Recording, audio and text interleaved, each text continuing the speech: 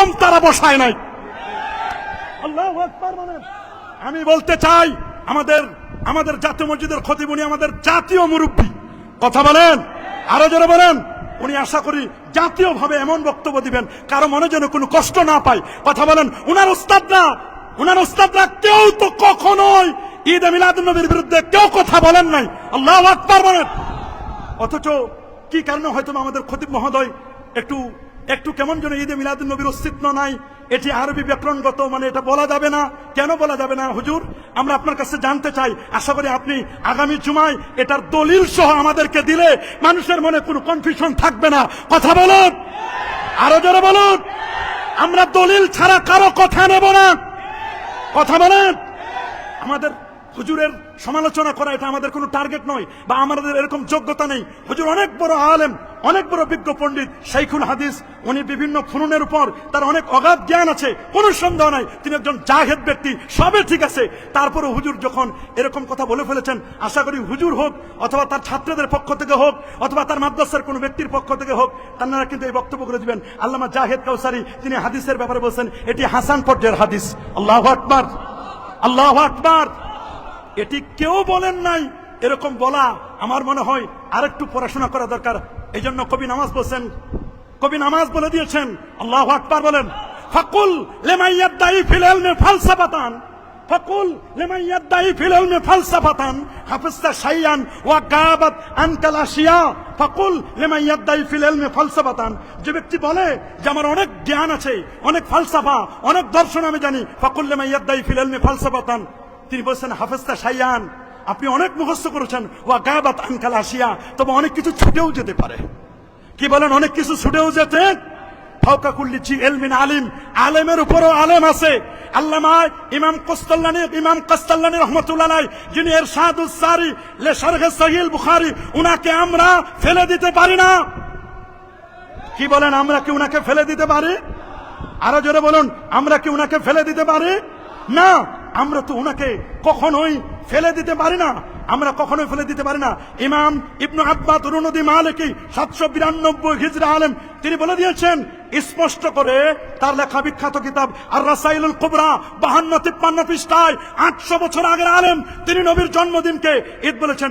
ইমাম আবু আব্দুল্লাহ ইবনুর রাসা 894 হিজরির আলেম, তিনি তাজকিরাতুল মুহিব্বিন 154 পৃষ্ঠায় উনি মুস্তাহিদ ইমাম, তিনি নবীর জন্মদিনকে ঈদ বলেছেন। শুধু তাই নয়, ইমাম ইবনু জাজারি 833 হিজরি আলেম, শিহাবুদ্দিন কাসতাল্লানী 923 হিজরির আলেম, তিনি বলে দিয়েছেন ফারাহিমাল্লাহু ইমরান ইত্তাখাযা লায়ালিয়া শাহরে মাউলিদিহি আল মুবারাক আয়াদান। আল্লাহু আকবার।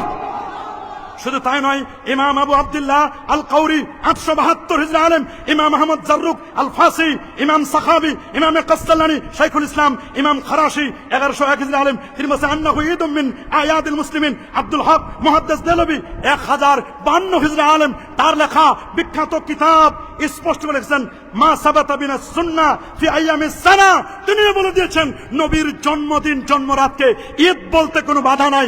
আমরা যদি হুজুর আপনার কথাটা নেই, তাহলে এত বড় বড় ইমাম, মুহাদ্দিস, মুস্তাহিদ, এদেরকে ফালতু বলার লাগে, এদেরকে বাজে মন্তব্য করার লাগে। এখন সিদ্ধান্ত আপনি দিবেন আমরা আপনার ব্যাপারে কি বলবো, আর এত বড় মুহাদ্দিস, মুস্তাহিদ, ইমাম, এদেরকে কি বলবো। আপনি যেটা ফতোয়া দিবেন ওইটাই জাতি মেনে নিবি, কথা বলেন, আরো জোরে বলেন। এই জন্য শাফাত, আমার রসুলের শাফাত আমরা চাই কি চাই না? জোরে বলুন, রসুলের শাফাত চাই কি চাই না? আমার রসুলের শাফাত চাই। রসুল বলেছেন 6টা শর্ত যে পালন করবে আমি রসুল তাকে সুপারিশ করে জান্নাতে নিব। নাম্বার 1, কথা বললে সত্য কথা বলে। 2 নম্বর, ওয়াদা করলে পূর্ণ করবে, ওয়াদা করলে পূর্ণ করবে। 3 নম্বর, আমানতের মাল যথাযথভাবে পৌঁছে দিবে। এখন তো আমানতদারিতা নেই, কথা বলেন। আলেমের মধ্যে আমানতদারিতা নেই। পদে বসার পর আর আমানত ভুলে যায়, পদে বসার পরে আমানতদারিতা ভুলে যায়। অনেক ওস্তাদের আমানতদারিতা নেই, ছাত্রদেরকে ভালো করে পড়ায় না। আমাদের চেয়ারম্যান মহোদয় একবার বলছিলেন কোন এক বক্তৃতায় যে আলিয়া মাদ্রাসার ছাত্রদের কেরাতকে কেন্দ্র করে বলছিলেন, অবশ্য উনি আমভাবে বলেছেন, উচিত হচ্ছে আমভাবে না বলে, হ্যাঁ অধিকাংশ আলিয়া মাদ্রাসার ছাত্রদের কেরাতের সমস্যা, তবে অধিকাংশের কেরাত ভালো আছে। তবে এজন্য আমাদের স্যার যদি পদক্ষেপ না নেয় স্যারও দায়ী হবে। কথা বলেন, স্যারও কি হবেন?